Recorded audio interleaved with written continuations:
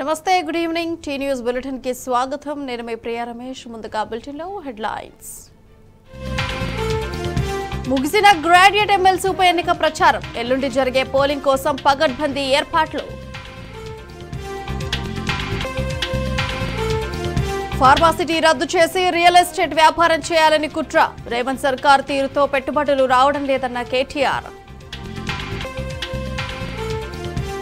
రాష్ట్ర విద్యార్థులకే మొత్తం convener quota medical సీట్లు ఇవ్వాలి ఆ దిశగా ప్రభుత్వం చర్యలు తీసుకోవాలని హరీష్ రావు డిమాండ్ మేడ్చల్ జిల్లాలో మున్నాబాయ్ ఎంబీబీఎస్లు 50 మంది నకిలీ డాక్టర్లపై ఎఫ్ఐఆర్ నమోదు ముగిసిన 6వ విడత సార్వత్రిక ఎన్నికల పోలింగ్ 6 గంటల వరకు క్యూ లైన్లో ఉన్న వారికి ఓటేసే అవకాశం లోక్సభ ఎన్నికల 6వ విడత పోలింగ్ ముగిసింది మొత్తం 6 రాష్ట్రాలు 2 కేంద్రపాలిత ప్రాంతాల్లోని 58 నియోజకవర్గాల్లో పోలింగ్ జరిగింది సాయంత్రం 6 గంటల వరకు క్యూ లైన్లలో ఉన్న వారికి ఓటు వేసేందుకు అవకాశం కల్పించారు సాయంత్రం 5 గంటల వరకు 57.70% పోలింగ్ నమోదైంది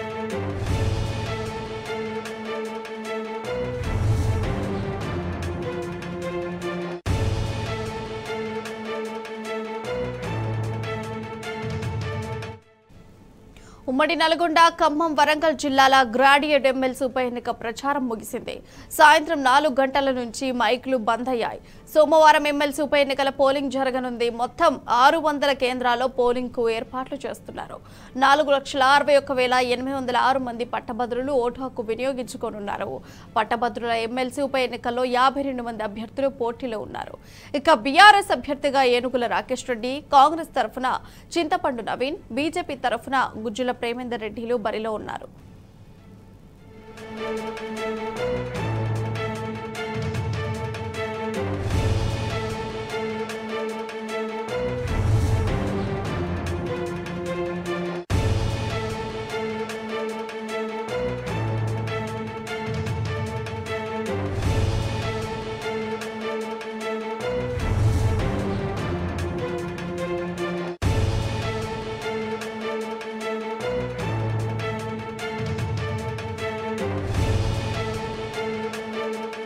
నాగర్ కర్నూలు జిల్లాలో ఇసుక మాఫియా రెచ్చిపోతుంది ఇసుక మాఫియా మేడిపూరు గ్రామ సమీపంలోని దుందుబి వాగును కొల్లగొట్టి సొమ్ము చేసుకుంటున్నా అడ్డుకోవాల్సిన అధికారులు వత్తాసు పలుకుతున్నారు ప్రభుత్వం స్పందించి ఇసుక మాఫియాపై కఠినమైన చర్యలు తీసుకోవాలని మేడిపూరు గ్రామస్తులు కోరుతున్నారు ఇక మరింత సమాచారాన్ని మన ప్రతినిధి శేఖరాచారి అందిస్తారు నదికి ఉపనది అయినటువంటి దుందుబి నదిలో ఇసుక మాఫియా రెచ్చిపోతుందని చెప్పవచ్చు మనకు ఇక్కడ చూడవచ్చు విజువల్స్ ద్వారా ప్రస్తుతం మనము నాగర్ కర్నూలు జిల్లాలోని తాడూరు మండలం మేడిపూరు సమీపంలో ఉన్నటువంటి దుందుబి వాగు ఈ వాగులో యథేచ్ఛగా అర్ధరాత్రి పూట రాత్రే ఇక్కడ కొంతమంది ఇసుక మాఫియాకు సంబంధించినటువంటి వాళ్ళు ఇటాచీలు తర్వాత జేసీబీలు తీసుకొచ్చి ఏకంగా మనం చూడొచ్చు రాత్రే ఇక్కడ రోడ్డు కూడా వేసినటువంటి పరిస్థితి ఇక్కడ ముందే వాతావరణ పరిస్థితులు అనుకూలించగా వర్షాలు సరిగ్గా లేక తర్వాత భూగర్భ జలాలు అడుగంటిపోతున్న నేపథ్యంలో కాస్త ఈ ఇసుక ఉంటే భూగర్భ జలాలు అడుగులో ఉంటాయి కానీ ఈ ఇసుక తీస్తే అసలు పూర్తి స్థాయిలో నీటి మట్టం కూడా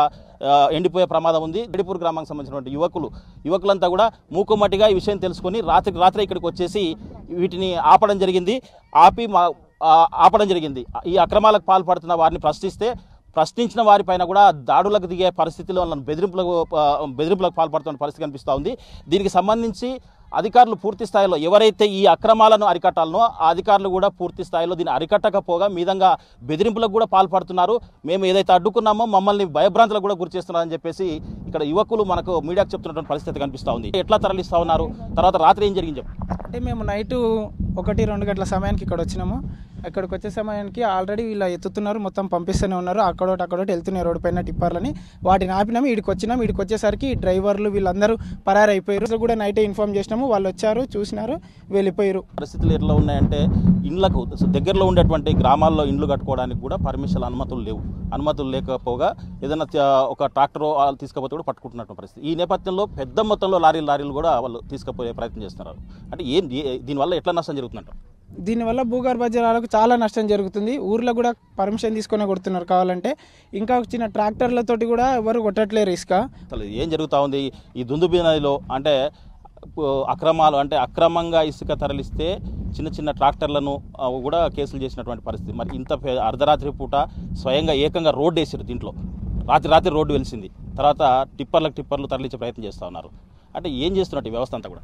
ఈ వ్యవస్థ అంతా కూడా ప్రజెంట్ ఇంతకుముందు గతంలో మన దగ్గర టెండర్ పడినది. టెండర్ వల్ల అనేకమైన ఉసుకపోవడం వలన ప్రజెంట్ వరి చేనులు వేసిన కూడా నీళ్ళు లేక చివరి పంటలు ఎండిపోవడం జరిగింది. వరి చేనులన్నీ కూడా వీళ్ళు ప్రభుత్వ అండదండలతో కానీ మరి అధికారుల అండదండలతో ఇవన్నీ ఏ చేతగా నడిపిస్తున్నారు. కాబట్టి గ్రామస్తులు దాన్ని గమనించి మరి దాన్ని వట్టి చేయడం జరిగింది. కాబట్టి వీళ్ళపైన కఠినమైన చర్యలు తీసుకోవాల్సిందిగా ప్రభుత్వాన్ని మేము కోరుతున్నాము. దందా అనేది ఉసుక మాఫియా అనేది ఏ చేతగా నడిపిస్తున్న కాంట్రాక్టర్లపైన చర్య తీసుకొని వాళ్ళపైన కఠినమైన చర్య తీసుకోవాలని కంపల్సరీ కోరుకుంటున్నాను సార్ మీ ద్వారా.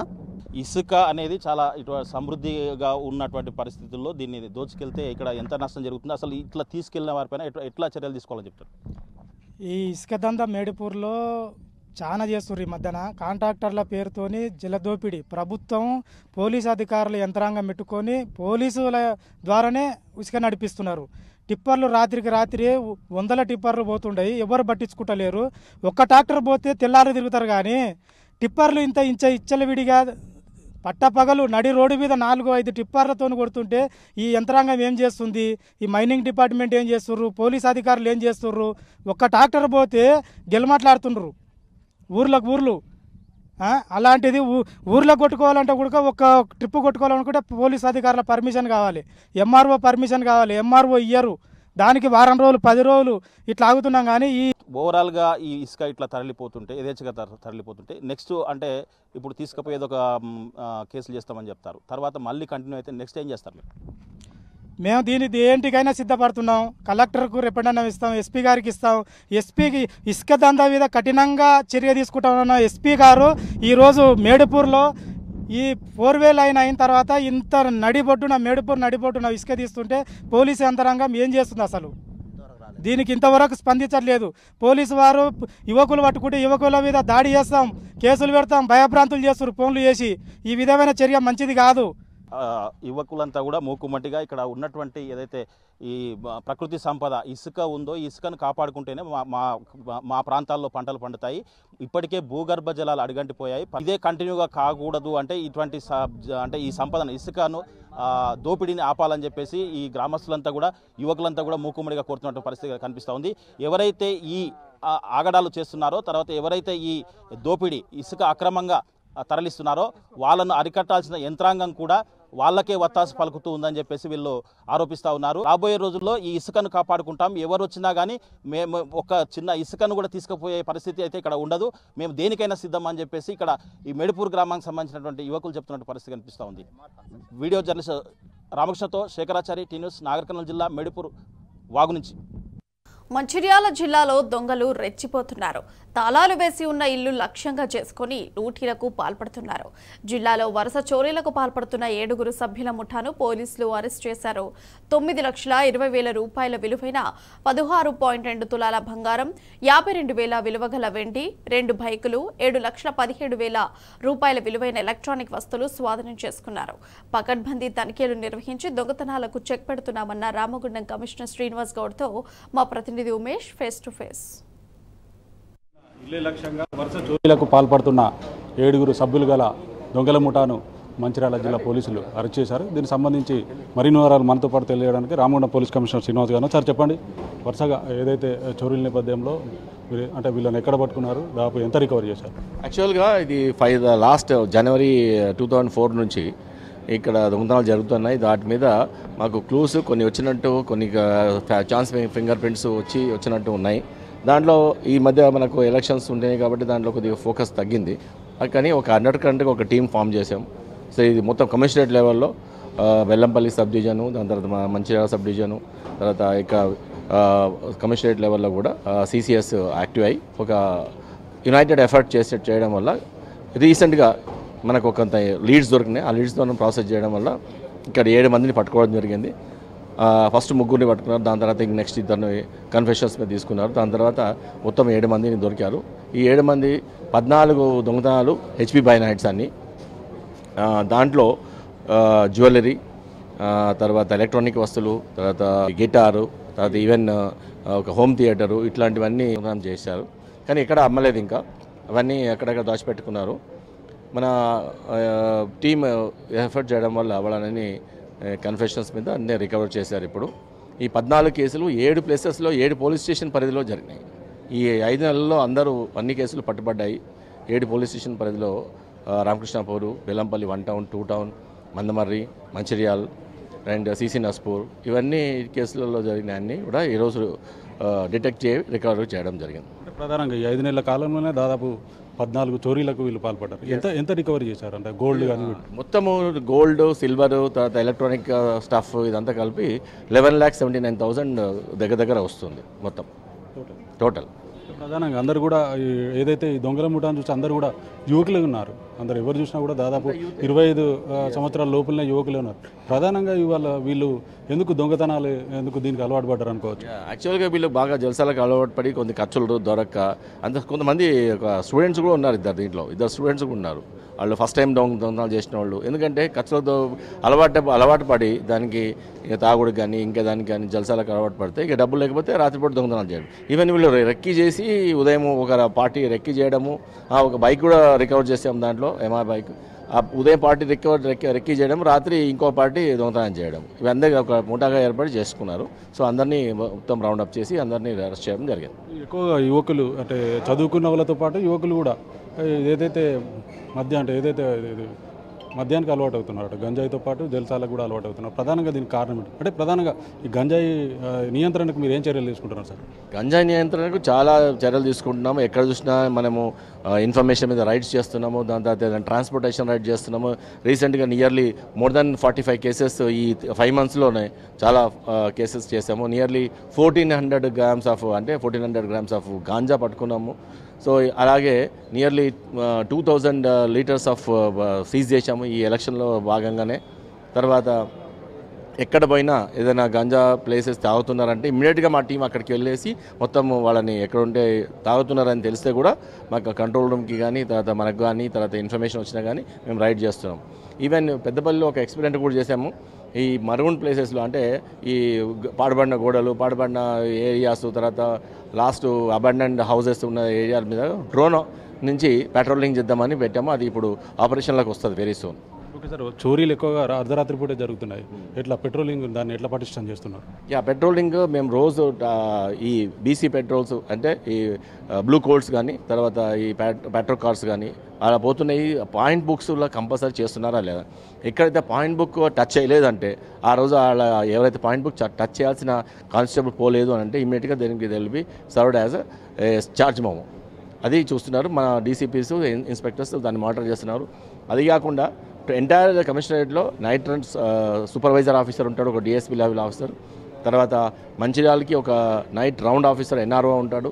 అండ్ పెద్దపల్లికి కూడా ఒక NRO ఉంటాడు. సో ఒక DSP ఆధ్వర్యంలో 2 ఇన్స్పెక్టర్లు మొత్తం అన్ని గార్డ్స్ కానీ తర్వాత ఈ యొక్క BCలు కానీ పెట్రోల్ కార్స్ అని చెక్ చేస్తూ పాయింట్ బుక్స్ చెక్ చేస్తూ ఉంటారు. Okay, thank you sir. మొత్తంగా దాదాపు 16 లక్షల పైచీలకు బంగారంతో పాటు వెండి అలాగే ఇతర ఎలక్ట్రానిక్ వస్తువులు, బైకులు కూడా స్వాధీనం చేసుకున్నామంటూనే కేవలం 5 నెలల కాలంలోనే దాదాపు 14 చోరీలకు పాల్పడ్డ 7 సభ్యులు గల మూటాను అరెస్ట్ చేశామని, అలాగే పెట్రోలింగ్ సంబంధించి కూడా ఎక్కడ కూడా ఎలాంటి ఇబ్బందులు లేకుండా పెట్రోలింగ్ వ్యవస్థను కూడా పటిష్టం చేస్తామంటున్నారు రామగుండం పోలీస్ కమిషనర్ శ్రీనివాస్ గారు. ఇది ఇక్కడ తాజా పరిస్థితి. ఇప్పుడు శ్రీనివాస్తో ఉమేష్ టీవీ న్యూస్ మంచిర్యాల.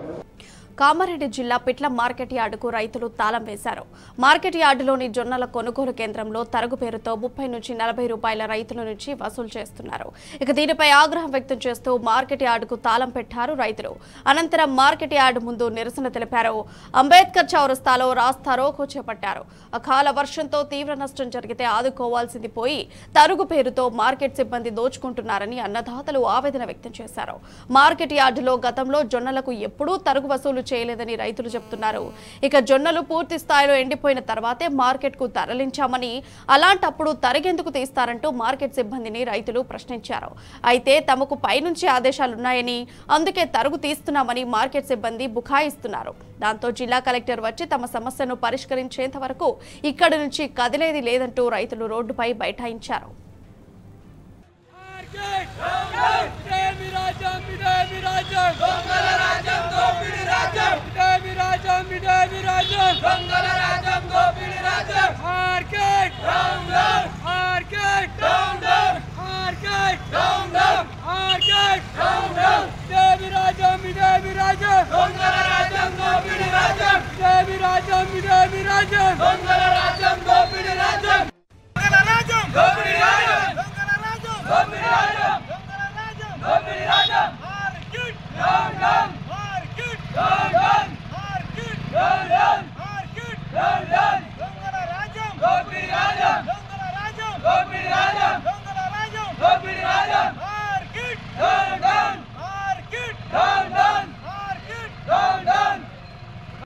ఇన్ని రోజుల నుంచి మేము రైతులు జొన్నలు పండించి మార్కెట్లో తెస్తే అమలలో ఒక తీరు, మరి లారీ వాళ్ళు ఒక తీరు మాకు డిమాండ్ చేసి, లారీ వాళ్ళేమో ఒక సంచికి 20 నుంచి 15 నుంచి 20 రూపాయలు డిమాండ్ చేస్తున్నారు.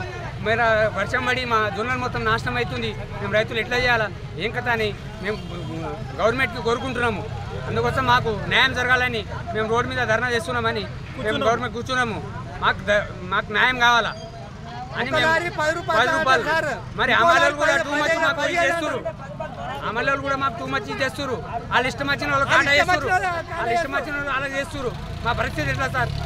అది చెప్పిన డిమాండ్ కూడా మేము ఒప్పుకుంటే కూడా వాళ్ళు చేయకొచ్చారు. అందుకోసం మేము రోడ్డు మీద వచ్చి మేము ధర్నా చేస్తున్నామని గవర్నమెంట్ మేము కోరుకుంటున్నాం సార్. దీనిపై మరింత సమాచారం అందించడానికి మా ప్రతినిధి రవీందర్ ఫోన్ లైన్ లో సిద్ధంగా ఉన్నారు. ఎస్ రవీందర్, చెప్పండి అప్డేట్స్ ఏంటి? దాదాపుగా పిట్ల మార్కెట్ పరిధిలో ఆందోళన నెలకొంది. రైతులు ఆవేదన చెందుతున్నారు, రైతులు ఆగ్రహం వ్యక్తం చేస్తున్నారు.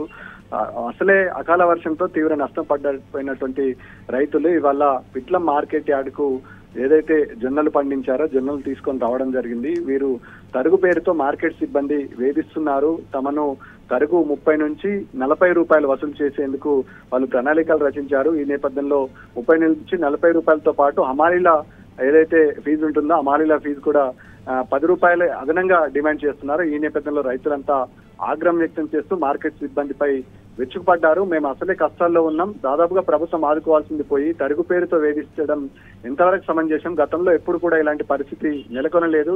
అసలే పంట నష్టంతో తీవ్ర ఇబ్బందులు, దానికి బోనస్ ప్రకటించడంతో పాటు ప్రభుత్వం ఆదుకోకపోవడం పోగా ఇవాళ తరుగు పేరుతో వేధించడం ఎంతవరకు కరెక్ట్ అని నిరసన వ్యక్తం చేయడం జరుగుతుంది. మార్కెట్ సిబ్బందిని నిలదీయడం జరుగుతుంది. ఈ నేపథ్యంలో మార్కెట్ సిబ్బంది చెప్పిన సమాధానం చూసి రైతులంతా ఆగ్రహం వ్యక్తం చేశారు. తమకు పై అధికారుల నుంచి ఆదేశం ఉంది కనుకనే ఇక్కడ నుంచి మీ దగ్గర వసూలు చేస్తున్న, మాకేం సంబంధం ఉంది, పై అధికారులు వెళ్ళి అడగండి అని చెప్పడంతో రైతులంతా ఆగ్రహం వ్యక్తం చేశారు. మార్కెట్ కు తాళం వేయడం జరిగింది. మార్కెట్ ముంగత నిరసన కార్యక్రమం చేపట్టి అక్కడ ఉన్నటువంటి అంబేద్కర్ చౌరస్తాలో రాస్తారోకో చేయడం జరిగింది. తక్షణమే జిల్లా కలెక్టర్ వచ్చి తమ సమస్యను పరిష్కరించేంత వరకు ఇక్కడ నుంచి కదిలే ప్రసక్తి లేదని రైతులు తేల్చి చెప్పడం జరిగింది. గతంలో ఎప్పుడు కూడా అలాంటి పరిస్థితి చూడలేదు. దాదాపుగా రైతును ఆదుకోవాల్సింది పోయి వాళ్ళు ఇబ్బందికరమైన పరిస్థితులు నెట్టే పరిస్థితి ఇవాళ వివరిస్తున్నారని రైతులంతా ఆగ్రహం వ్యక్తం చేస్తున్నారు. ఈ నేపథ్యంలో పిట్లం మండల కేంద్రంలో నిరసన కార్యక్రమాలతో రైతులు ఆందోళన దిగడంతో అక్కడ ఉన్నటువంటి అధికారులు పట్టించుకోగా పైగా రైతులపై ఆగ్రహం వ్యక్తం చేయడంతో రైతులు మరింత కోపద్రిక్తులు కావడం జరిగింది. ప్రస్తుతం పిట్లం మండల కేంద్రంలో రైతుల నిరసన కార్యక్రమం చేపట్టడం జరిగింది. పై అధికారులు వచ్చి తమ సమస్యను పరిష్కరించేందుకు జిల్లా కలెక్టర్ తక్షణమే జోక్యం చేసుకోవాలని రైతులు డిమాండ్ చేస్తున్నారు. దాదాపుగా పిట్లం మండల కేంద్రంలో నిరసన కార్యక్రమాలు కొనసాగుతున్నాయి. Right Ravinder, thank you.